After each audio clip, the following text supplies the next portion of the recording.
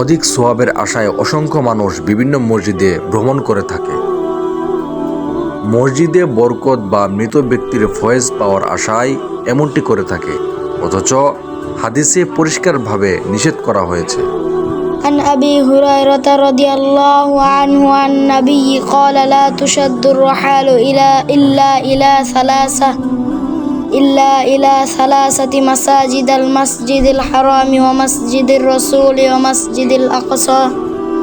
আবু হুরায়রা রাদিয়াল্লাহু তাআলা আনহু থেকে বর্ণিত, রাসূলুল্লাহ সাল্লাল্লাহু আলাইহি সাল্লাম বলেন, তিনটি মসজিদ ছাড়া ভ্রমণ করা নিষিদ্ধ। প্রথম, মসজিদুল হারাম, মসজিদুর রাসূল মানে মসজিদে নববী এবং মসজিদুল আকসা।